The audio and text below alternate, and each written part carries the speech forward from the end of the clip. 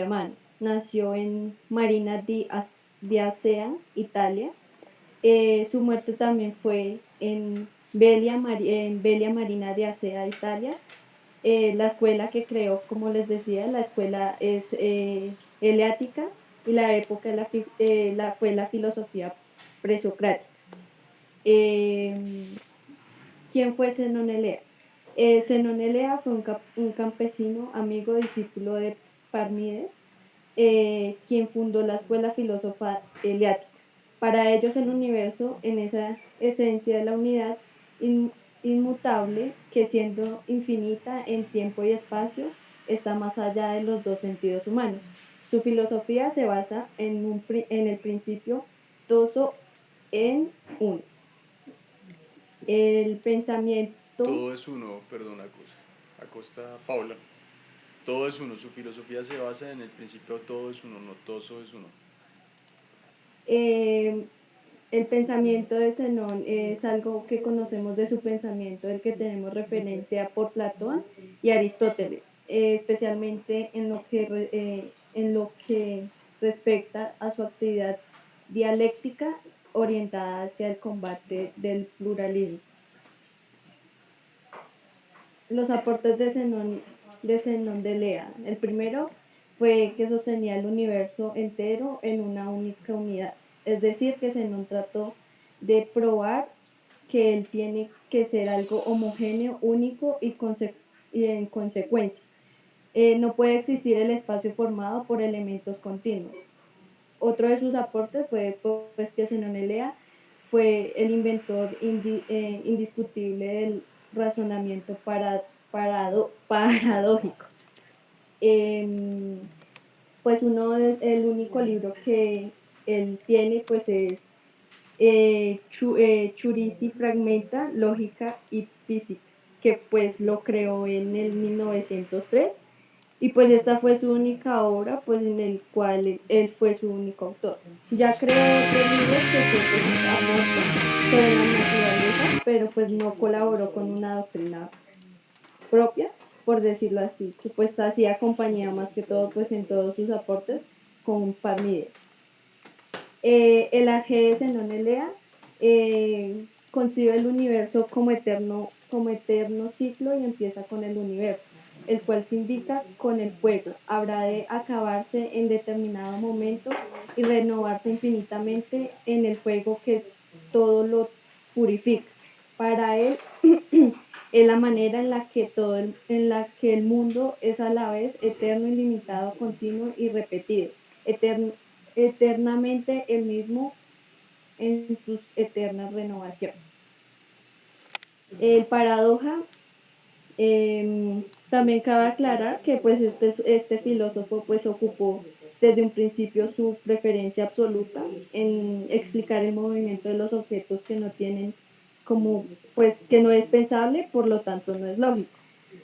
En el paradoja de la flecha pues el Zenón de Lea establece que para que se produzca el movimiento, un objeto debe cambiar de posición que ocupa. Da un ejemplo pues de una flecha en vuelo. También tenemos, aparte de la flecha, tenemos el ejemplo de la tortuga, que pues igualmente las podemos observar ahí en las imágenes que puse. Eh, que todo está inmóvil en cada instante y el tiempo está completamente compuesto de instantes, entonces el movimiento es imposible.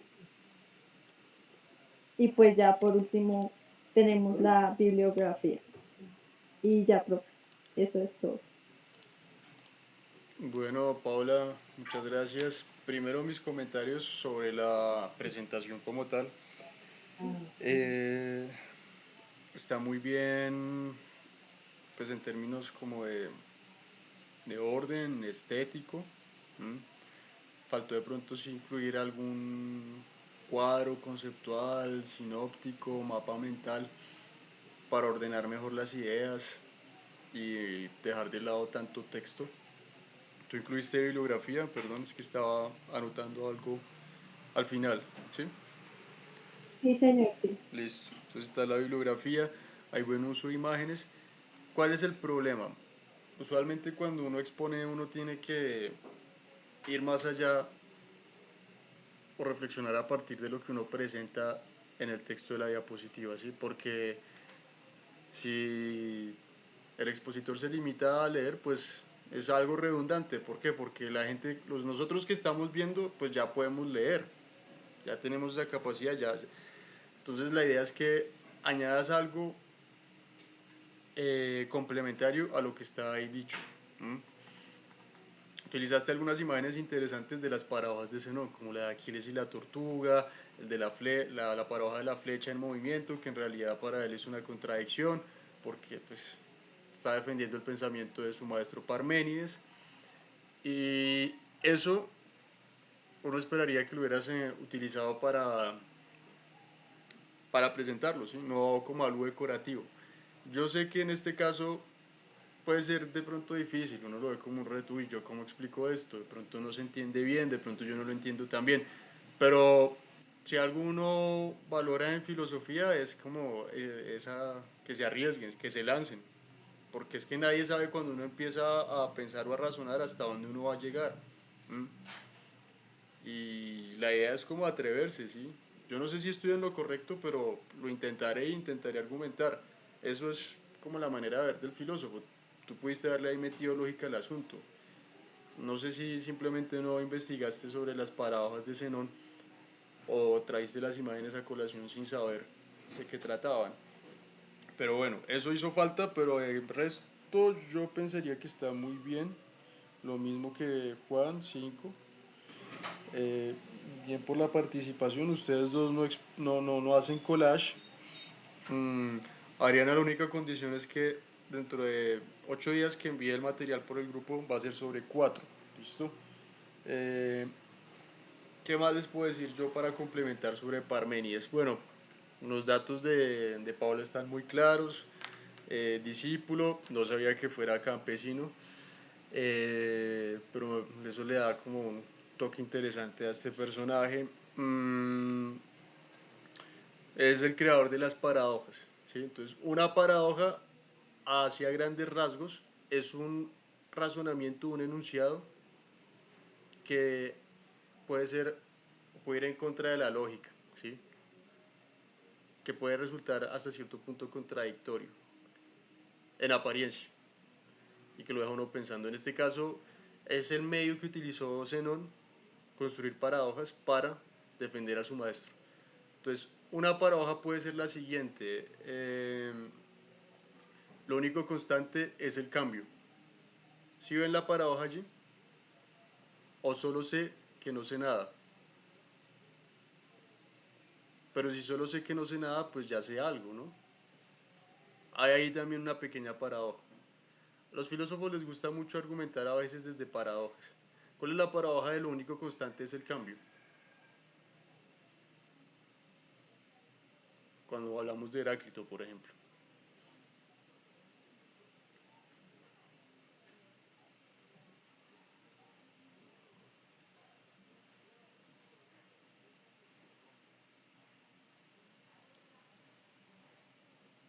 El cambio y el ser constante son sinónimos o son contrarios, ¿sí?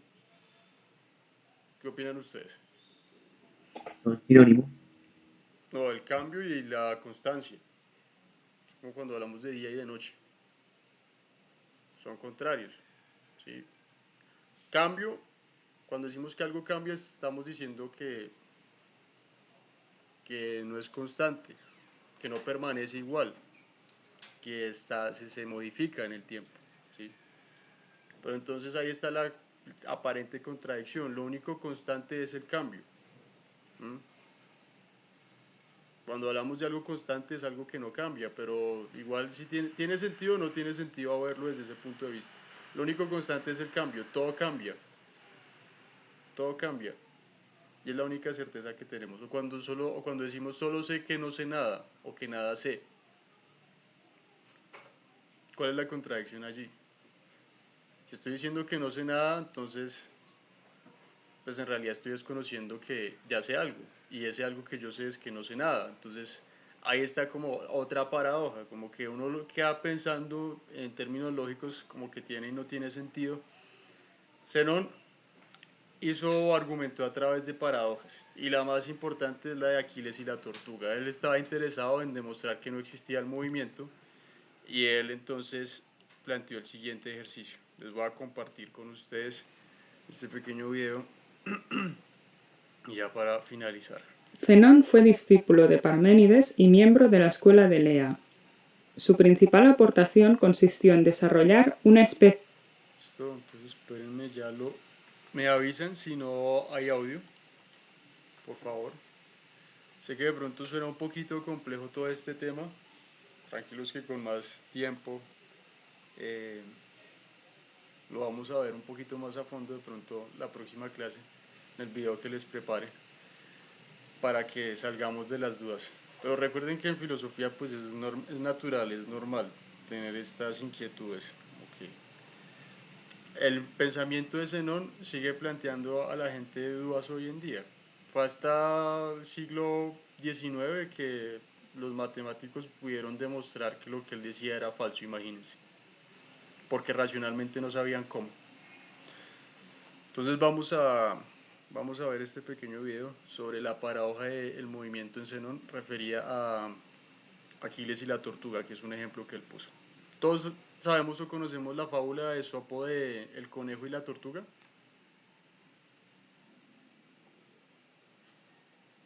¿Sí la han escuchado? Tipo, En una carrera entre el conejo y la tortuga, ¿quién gana?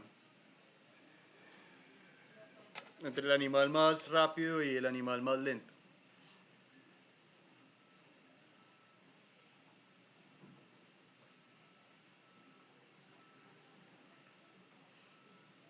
Pues el sentido común dice que gana el conejo, ¿no? Pero la fábula de Esopo le mete como otra cosa, y es que el conejo es perezoso y demás, se confía, y la tortuga gana. Pero bueno, esto de Aquiles y la tortuga es similar. Pongamos a competir al más rápido de todos los griegos, que es curiosamente también el mejor de los guerreros, el más apuesto, el hijo de un semidios, ¿no? Porque es hijo de Dios y de mortal, que es Aquiles. Y pongámoslo a competir contra una tortuga. ¿Quién gana? La respuesta de Zenón es paradójica, precisamente.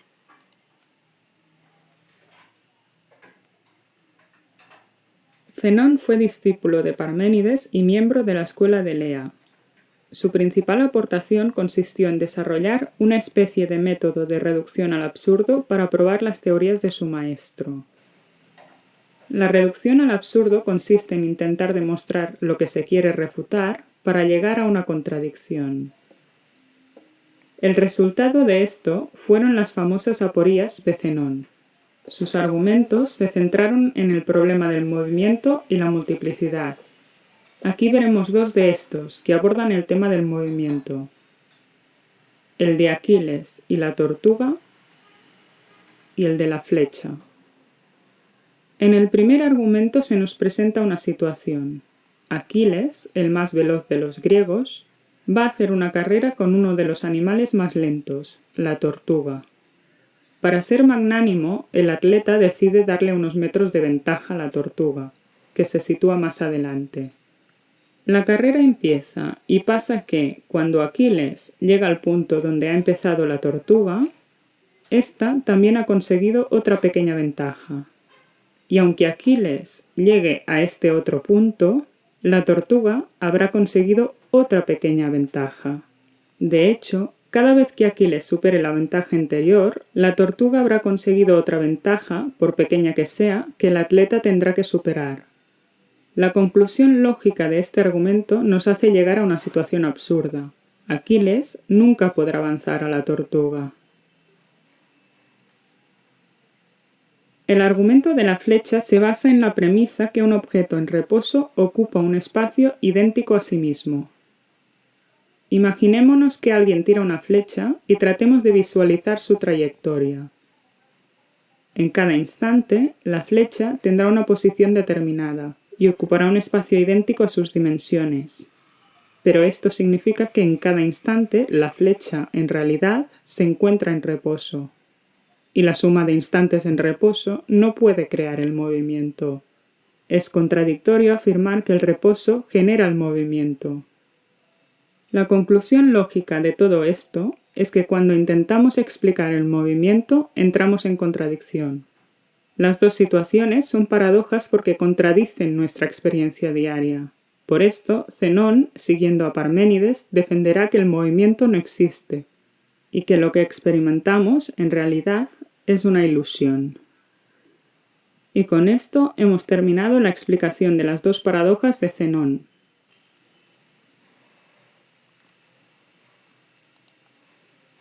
Bueno, estas dos son las paradojas más conocidas de Zenón de Elea. Entonces Hola filadictos, hoy retomamos la serie de los presocráticos con... Y básicamente, pues él se conforma con decir, tráteme de mostrar lógicamente que existe el movimiento. Lógicamente, no a través de los sentidos, a través de la razón. Y al ver estos dos ejemplos, lo que se llega siempre es a una contradicción. Entonces, pues, en realidad el problema es que el movimiento en sí, desde el punto de vista de la racional, es una contradicción. Luego, no existe, es una ilusión. Eso es lo que dice Zenón de Elea. Este ejemplo de la flecha de pronto es más sencillo que el ejemplo de Aquiles y la tortuga, ¿sí? Entonces está el ejemplo típico de la flecha. Entonces, digamos, yo cojo este esfero y lo voy a hacer. Entonces yo lo lanzo. Supongamos que tenemos una cámara con la capacidad de sacar una fotografía instantánea de cada microsegundo. Entonces, tomo en espacio de un segundo muchas fotografías de este esfero trazando esta trayectoria. ¿Sí lo ven? Pasando de derecha a izquierda. Mi pantalla, no sé si hay algún efecto reflejo, ustedes lo ven al contrario, pero bueno, pasa el esfero. Él dice, en realidad no hay movimiento porque en cada instante el esfero está quieto en su trayectoria, ¿sí? Y la suma de distintos estados de reposo no pueden dar lugar al movimiento. De algo que no es, no puede surgir el ser. Del vacío de movimiento no puede surgir el movimiento. Del no ser no puede salir el ser. Esa es como la lógica de Parménides. Un poquito enredado, un poquito contraintuitivo, paradójico. Bueno, de Parménides y de Zenón. ¿A qué les recuerda a ustedes este principio o esta paradoja de la flecha? ¿Cómo se animan las series animadas, los dibujos? ¿Nunca han hecho ustedes ese ejercicio?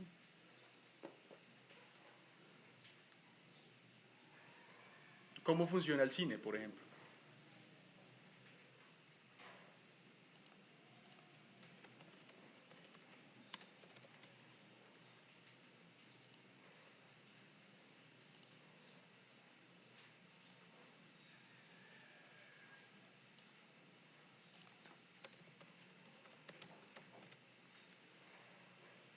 Podríamos decir que el cine funciona como el movimiento de Parménides, que es una ilusión, que lo que vemos en las pantallas es una ilusión de nuestros ojos.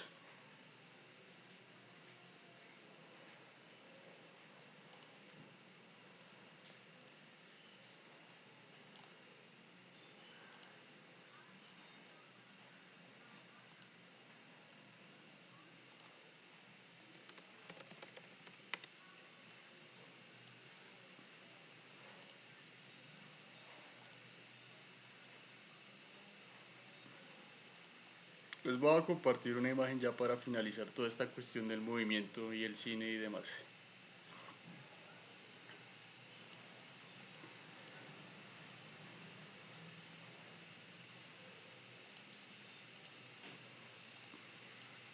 ¿Listo?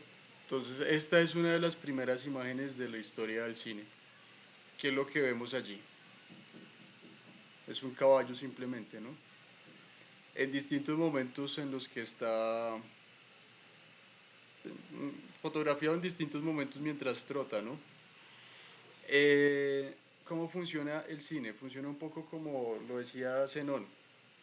Lo que se hace simplemente es coger estas distintas fotografías y pasarlas rápidamente a los ojos del espectador, de manera tal que la suma de estas fotografías dan la apariencia de que se está moviendo el caballo, ¿sí?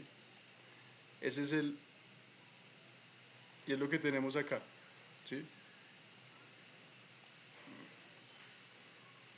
O en este otro GIF. No, este sí no sirvió.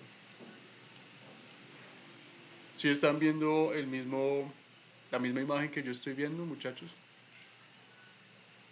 Sí, profe. ¿Guarda o no guarda relación con lo que decía Zenón de Lea sobre el movimiento? Señor. Bueno, para concluir, vamos a hablar entonces del último pensador presocrático que se llama Demócrito de Abdera. ¿O era de Acagras? No, Empédocles era de Acagras. Sí, entonces Demócrito de Abdera. Vamos a ver alguna imagen de este viejillo. Se le ve siempre muy, muy contento, muy feliz. Me parece extraño que en todas las representaciones de Demócrito esté tan sonriente, es tan bonachón. Parece como un Papá Noel. Es el Papá Noel de los presocráticos. Perdón la que me distraiga de esa manera. Bueno, este es Demócrito y tiene acá en sus manos algo que simboliza un poco su filosofía, la unidad. Él también estaba buscando ese principio, ese origen, ese arjé, como todos los demás presocráticos. Y él llegó a una conclusión que a nosotros hoy en día pues a mí me aterra en lo personal, como uno dice coloquialmente, ¿no? Me fascina también, no sé cómo habrá sido el pensamiento, el proceso lógico que él haya seguido, pero llegó a una conclusión muy cercana a lo que hace hasta 50 años, 70 años en la historia se aceptaba, y era que la realidad estaba hecha de átomos, ¿sí? La palabra átomo de hecho viene del griego y quiere decir, o se refiere a aquello que es indivisible. ¿Mm? Pero a diferencia de, digamos, Tales, que decía que todo estaba hecho de agua, o Heráclito, que hablaba del fuego, él no pensaba que existiera solo, digamos, un átomo que de ahí se originara todo, sino que en realidad son múltiples, son infinitos. Entonces, está el átomo, es indivisible, pero la realidad es la suma de muchos átomos indivisibles. ¿Sí? Pues la realidad es como esa mezcla un poco entre lo vacío y lo lleno, lo lleno es el espacio que está ocupado por átomos. Y en ese espacio, en esta cuestión de los átomos están de alguna manera suspendidos en ese espacio, entre el vacío, y tienen relaciones, interactúan, y básicamente eso es lo que crea o constituye el cosmos. A grandes rasgos esto es lo que decía Demócrito. Para finalizar, Demócrito fue contemporáneo o vivió al mismo tiempo que Sócrates. Sócrates incluso se dice que probablemente tal vez llegó a conocerlo, y Sócrates, como era también filósofo, se acercó mucho a lo que decían estos señores, los presocráticos en su momento, buscando respuestas, ¿sí? Pero se desanimó al ver que en medio de todas las teorías había contradicciones y no se llegó a una respuesta concreta, definitiva, ¿sí? Y dejó de lado este camino de los presocráticos, esto de buscar el arjé, y se ocupó de otras cosas, como la ética. Y la pregunta principal de Sócrates fue, ¿cuál es la vida que merece ser vivida? ¿Cuál es la mejor vida posible? Y ahí cambió la filosofía como de su reflexión, y empezamos a ver otros temas. Entonces, pues básicamente esto como para cerrar. La próxima clase entonces les comparto el material. Ya sería el encuentro por WhatsApp, un video pregrabado de mi parte, y, y nada, pues hasta aquí llegaríamos con estas clases por videollamada, porque lamentablemente pues las condiciones no lo dan. Eventualmente puedo volver a hacer encuentros, pero para hacer como debates o cosas así. Pero primero confirmar que puedan participar, ¿no? No sé si tengan alguna duda respecto al tema o a la decisión que se tomó. Es el momento.